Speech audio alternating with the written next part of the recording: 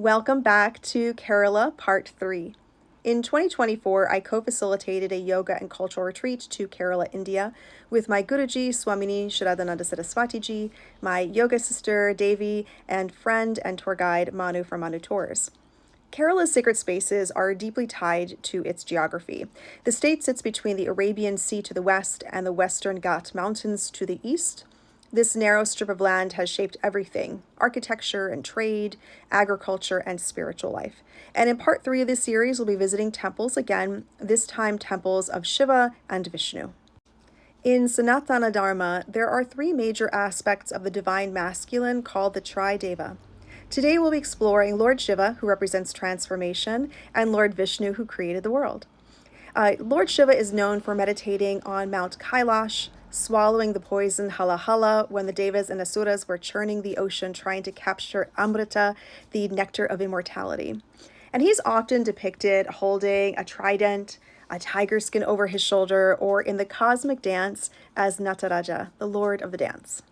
One of the temples that we visited was Azimala Shiva Temple, which is known for its 18-meter tall Gangadhareshwara sculpture of Lord Shiva. The temple architecture is influenced by styles from Tamil Nadu, and this towering sculpture depicts Lord Shiva in his Leela, his play with the goddess Ganga.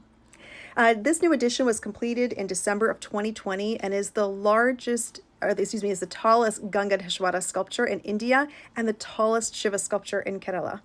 And here, Shiva is shown with 4 arms. He's seated. 2 of his arms hold a damaru, which is the drum that he's often seen with, and a trishula, his trident. One hand rests on his thigh, while his front left hand is raised into his dreadlocks, which holds Ganga, who you can see at the very top. This form of Shiva refers to his role in supporting Devi descend to the earth in her form Ganga. He caught the powerful goddess as she fell into the earth, catching her in his dreadlocks, helping her, and saving the planet from her powerful waves. Placing Shiva at the edge of the ocean symbolically connects cosmic power with natural forces and specifically refers to this Ganga mythology. We visited Madhavupara, an ancient rock-cut temple carved directly into stone. Rock-cut temples in South India date back to over 1,000 years, and rather than building upward, oftentimes artisans carved inward. For this particular temple, we were going up and also the temple is in, and this technique requires precision, and you can see here that the structure emerges from the rock itself. So you can see here, once you start getting to the main part of the temple area, you're going to go up another set of round steps and you'll be able to enter into the temple. And this temple is an example of how geology shapes architecture. This is where religion and environment intersect. Sacred spaces adapt to climate and available materials. A visit to the world's tallest Shiva Lingam was also on our itinerary. The Chenkal Maheshwaram Shri Shiva Parvati Temple was just inaugurated in April of 2024. The lingam stands 111.2 feet tall and was made with pieces from holy sites such as Mount Kailash. Inside, we walked up what seemed to be like a cave system designed with different rooms that represented the different chakras. And at the crown chakra, the Sahasrara, the hot lingam, because it was sweltering as you're going up, turned icy cold. We were simultaneously transported to Mount Kailash, where Lord Shiva is meditating, while also showing the juxtaposition of the intense heat or tapas, which is known as our discipline that is required to achieve our spiritual goals. Along the way, we saw another 108 lingams, and there was also a large temple on the grounds that had more than 30 forms of Lord Ganesha.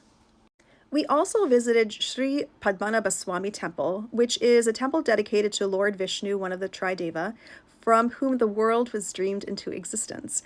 This temple is one of the most sacred sites in Vaishnava tradition. The architecture is a blend of Kerala and Dravidian styles, with the 16th century influence large tower at the entrance. In his form as Padmanabhaswamy, Lord Vishnu is enshrined in a reclining posture in his eternal yogic sleep atop his serpent named Shisha. Entry to this area is restricted to national Hindus wearing temple-appropriate clothing, and so as foreigners, we were not permitted to enter, but we're incredibly grateful to see the outside of this very famous temple. Kerala temples differ from many northern India temples that I've seen. You won't often see the towering spires that are called shikaras. Instead, you're going to see lower structures with sloped roofs to handle the heavy monsoon rainfall. And wood is frequently incorporated, reflecting the region's vast forest resources. Temples like the rock-cut Shiva temple in Kerala places you into something shaped by geology, climate, theology, and centuries of devotion. It's not just religious symbolism, it's landscape translated into worship. And in Kerala, sacred geography is literal. Thank you so much for joining me for part 3 of our exploration of Kerala, India. If you have not followed me already, please go ahead and follow for more content from Kerala, India, and other places around the world. Oh, and last note, I'm so sorry again for any mispronunciations. If you have any corrections, please feel free to comment about them, but I am still learning, and I do my best to try to honor different spaces I'm visiting by using correct words and terminology, but my pronunciation sometimes is not great. So thank you for your forgiveness in advance.